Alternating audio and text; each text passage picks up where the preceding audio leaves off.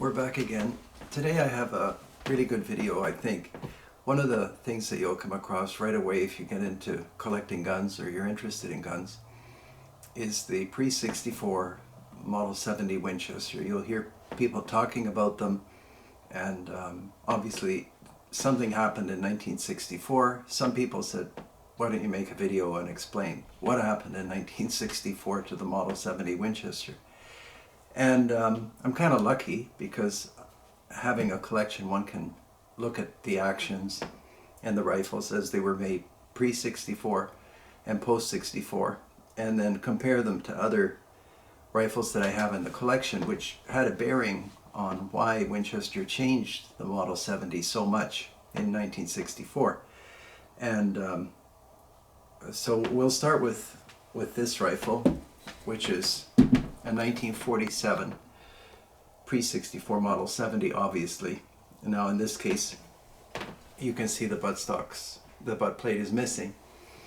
I'll often find that people put recoil pads or what have you on their firearms for obvious reasons. In any event, this rifle was made by Winchester as a not necessarily copy of a Mauser, but it has all of the benefits of a Mauser, and yet it's a completely functional and extremely well-made sporting rifle. And this particular one is in classic caliber 270, which is almost legendary, partly because of an author by the name of Jack O'Connor. In any event, so what should I bring to your attention? Well, you can see that it's stocked for iron sight use still. The comb is in a way too low for scope use. Somebody put Weaver bases on here. I don't know whether they came from the factory, drilled and tapped in 1947. My guess would be not so. And as I've mentioned before, I collect firearms, I study them, but I'm not meticulous in demanding that they not be modified at all, because people do things with firearms, and I find most of their modifications interesting. In any event, the Pre-64 Model 70, all steel, the floor plate steel. I actually went over everything with a magnet just before we started filming. The bolt bolt handle is forged. Everything is as it should be.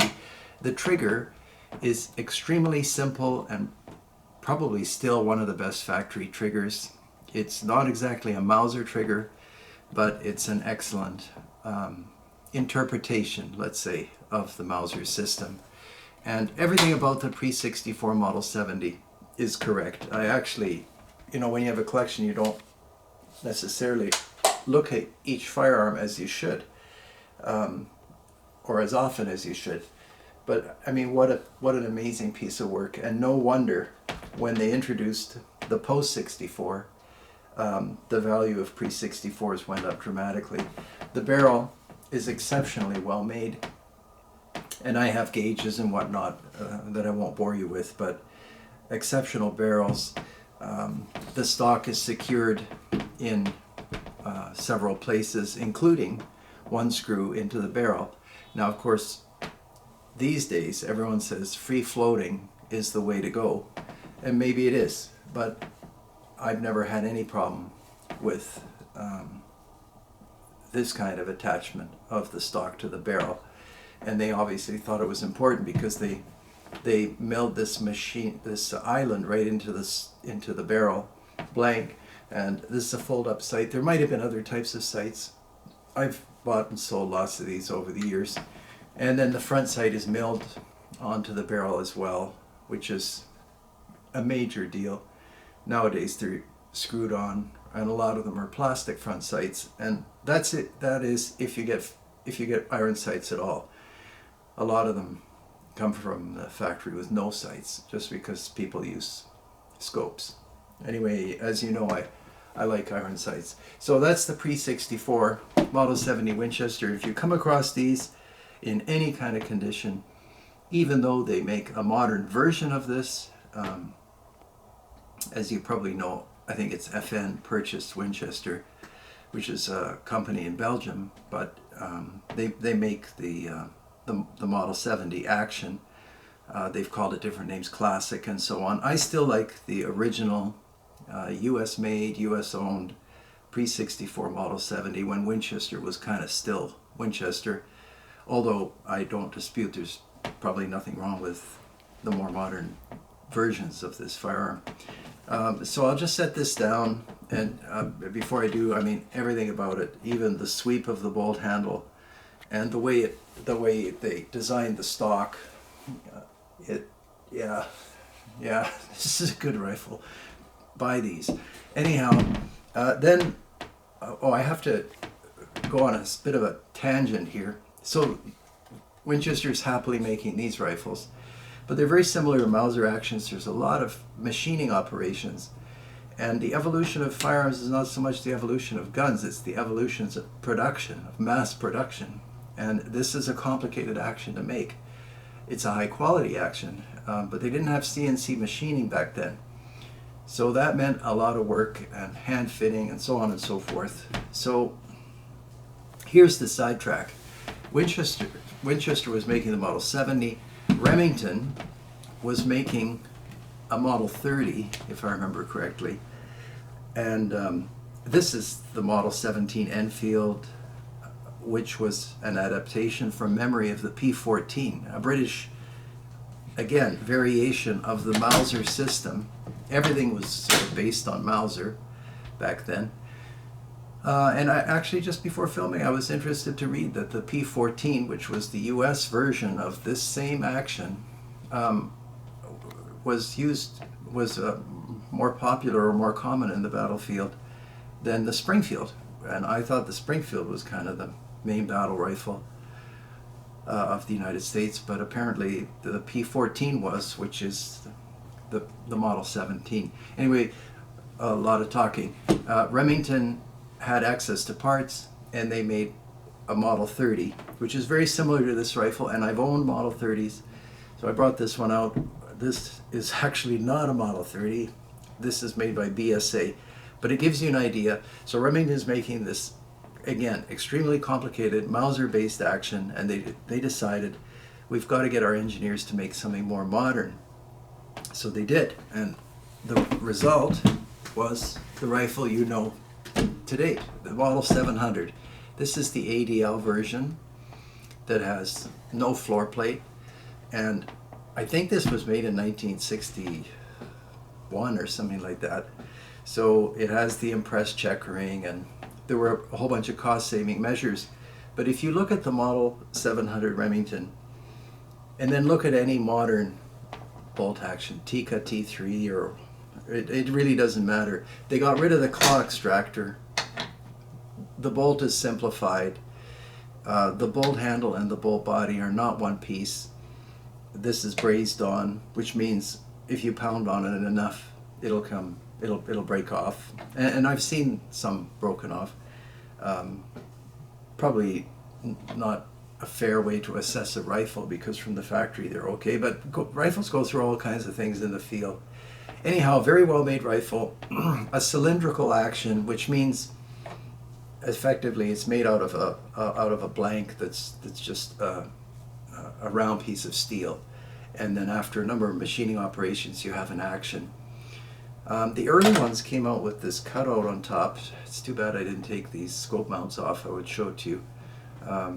Anyway, maybe one of you can tell me why they did that. There's a great big square cutout there. Anyhow, so this is in 30-06. So they released this, and hunters and shooters buy the Model 700, and it's an instantly popular rifle. It's very accurate. The barrel back then, I believe, was free-floated from the start. Remington, like the other manufacturers, was good at making barrels. And net result is, aside from some trigger issues, which is a popular thing to talk about with Remington triggers, this was and is a great rifle. So, getting back to the point of the video, Remington releases the Model 700, and Winchester is stuck making these. Obviously, there's no way that you can price a gun that's of this design and of these materials and have it anywhere near the price of this, and I'm talking on the low side. So Winchester decided, well, we have to update the Model 70. And they did. And the result is the post-64 Model 70. And right away, you'll notice there is no clog extractor. The action is easy to manufacture. It's a smooth action, and actually these rifles are accurate. Now, this particular rifle is the XTR version, which was made, I guess, in the 80s. It has cut checkering. The floor plate is steel. The trigger guard is aluminum, and it's actually not a bad looking rifle. The stock is designed for scopes. It's got the Monte Carlo, which they did do to the pre-64 Model 70 as well. I'll show you one in a moment. But overall, this was kind of Winchester's version of a Model 700 Remington. And it's hard to do this on a video, but you can see the actions, and they're not really the same. But the same concepts, the same methods to decrease the cost of production were utilized by both companies. And of course, hunters and shooters around the world who don't necessarily have time to study everything, but know what's what and what's good and what isn't, they were devastated when this pre-64 Model 70 was discontinued. And they were faced with what was in 1964 an action that didn't control the rounds. It looked kind of like a Remington Model 700. It had impress checkering. The stock looked really bad.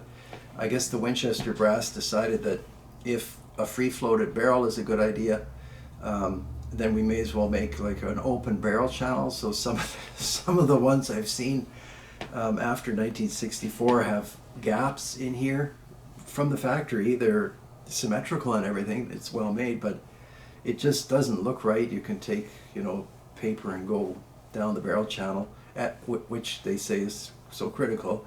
The trigger is still fine, and I've never heard anything about the Model 70 pre or post 64 that's bad. And the safety actually is very similar to the pre 64. And I'm just going to set this aside now, so that this one's in 308. I'm going to turn it like that. Maybe that's useful. And then this one has the Monte Carlo stock. This is a pre 64. This one's in 300 Holland and Holland. And some of my collection I don't shoot, but this particular one I did take to the range. What an amazingly accurate rifle. So getting back to the safety, you can see the wing safety, which I just showed you on the post 64. It's about the same. This has the action has been opened up here, and the reason they had to open it up is this is 300 Holland and Holland, which is quite a long round. And they didn't want to release a magnum size action because these are so expensive to mill in the first place. So they just opened it up to accommodate the longer round. The pre-64 has a coned breech. I'm sure a lot of you know what that means. That means that just right in front of where the bolt meets the chamber, there's a cone or a funnel shape. The reason for that is this action picks up the round right about there, well, back here, and feeds it in. And if it's cone shaped, the bullet is led into the chamber, which is a good thing. It facilitates reliable feeding. On the other hand, that cone section means that there's a small area of the cartridge that's unsupported when the bolt is closed. It's in the air. But as we've discussed before, maximum pressure is for such a short period of time that the path of least resistance remains the bore. And so that's the direction the bullet goes. Anyhow, that's the pre-64 Model 70, beautifully made. And I have collector friends that only collect these, and they could tell you tons more about, they drill holes in the bolt handle to reduce weight, and there are different variations of stock, and the shape of the rear of the receiver is different, and they place value on the different models. They were made in all kinds of calibers. 7x57 is one of the more scarce rounds. I think they may have made a 35 Remington Actually, I think I owned one of those ages ago. You could check some remarkable cartridges in this Pre-64 Model 70. And that is about it for the video. I actually set out a Ruger. It's too bad I can't show you all guns at one time, because when you look at this action, I mean, this is an investment casting. Bill Ruger had this idea that you could make high quality firearms and use investment castings, and by doing that you can escape a lot of the machining operations, but that's probably another video. Anyway, the Ruger Model 77, as you can see, it has what looks like a claw extractor, and it's similar, except on the Ruger you can feed around into the chamber and close the bolt. The extractor will jump, whereas on the Pre-64 Model 70 the round has to be picked up here, has to proceed by way of the bolt into the action, and that's your only choice. On the Post 64 and on the Model 700, which is a feature I kind of like at the range, you can just drop around and it'll feed. And because the extraction and ejection is entirely different, which I forgot to mention, that's a significant thing with the Pre-64, is if there is a 100% guaranteed to work action, it's that action, as well as the Mauser. This one, you know, things are milled into the bolt face, and naturally I've taken them all apart a few times. They're small parts, small springs, stuff goes wrong. You're only grabbing a small area of the cartridge case when you pull it back, so if it slips or something goes wrong, you're in trouble, which doesn't happen with the Mauser or the Pre-64 Model 70. Anyhow, the conclusion, yeah, the popularity of the Pre-64 is definitely warranted. Probably the best American-made bolt-action rifle to date, I would say. There are copies now, several, but if you want to own the original, and there are still a lot out there, it's worth buying a Pre-64 Model 70. Do I like the Post 64? Well, I like all Winchesters, and they're comfortable to shoot, they work, most of them are very accurate, but they just don't have the character of the Pre-64. This is a different thing, a modern firearm, efficiently made, and that's a good thing on its own. But it's, like I said, it's different from a classic firearm. And that's it. So thanks for watching. See you next time.